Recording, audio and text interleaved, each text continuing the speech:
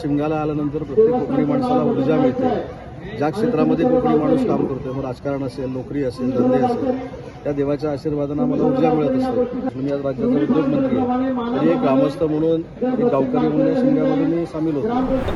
Sir, Shimga म्हणजे कोकणी माणसाचा सण असतो।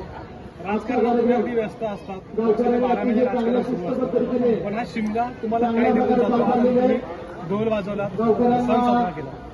ते शिमगा आम्हाला काय देऊन जातो याच्यापेक्षा आम्हाला सगळ्यांना मानसिक समाधान मिळतं। ज्या गावात मी लहानाचा मोठा झालो, ज्या गावाने मला माझ्या राजकारणाच्या सुरुवातीला आशीर्वाद दिले, त्याच गावाचा शिमगा मी माझ्या बघण्यात तर मी चुकवला असं कधी झालं नाही। म्हणून मला असं वाटतं की या शिमग्याला आल्यानंतर प्रत्येक कोकणी माणसाला ऊर्जा मिळते। ज्या क्षेत्रामध्ये कोकणी माणूस काम करतोय, मग राजकारण असेल, नोकरी असेल, धंदे असेल, त्या देवाच्या आशीर्वादानं आम्हाला ऊर्जा मिळत असते। आणि म्हणूनच सगळे मुंबईकर, पुणेकर हे चाकरमाने म्हणून तिथं आहे, ते शिमग्याला आणि गणपतीला कोकणामध्ये। सगळ्यांना सुखी ठेवा आणि सगळ्यांना चांगली बुद्धी दे।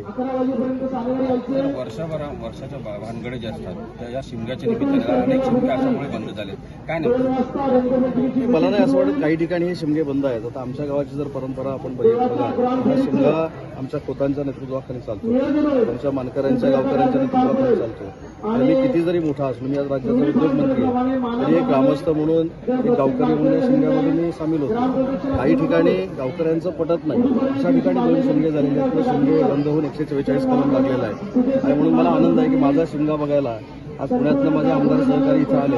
त्याच्यामुळे कोकणामध्ये जो शिमगा होतो तो आदर्श होतो, आमदार साहेबांनी शिक्कामोर्तब केलं। साहेब, मंत्री असून सुद्धा सर्वसामान्य माणसांमध्ये जाऊन ढोल वाजवलेले आहेत। म्हणजे हा एक वैशिष्ट्यपूर्ण कोकणात खराचं मानलं पाहिजे तुमचं पण। हे सर्वसामान्य माणसामध्ये कोकणात राहिलो तरच मंत्री होता येतं ही जाणीव मला आहे। ज्या लोकांनी मला आशीर्वाद दिले, ज्या लोकांमध्ये मी खेळलो, वाढलो, त्या सणामध्ये जर मी सामील झालो नाही आणि मी कोणतरी मोठा आहे, उद्योगमंत्री अशा आविर्भावात राहिलो, तर भविष्यामध्ये राजकारणात मी छोटा होऊ शकतो याचं देखील मला कल्पना आहे। आणि मग ग्रामस्थांचा आशीर्वाद हा असला पाहिजे। ज्या गावात आम्ही राजकारण करतो ते गाव देखील आपल्यासोबत असलं पाहिजे। म्हणूनच या शिमग्यामध्ये मी सामील होतो।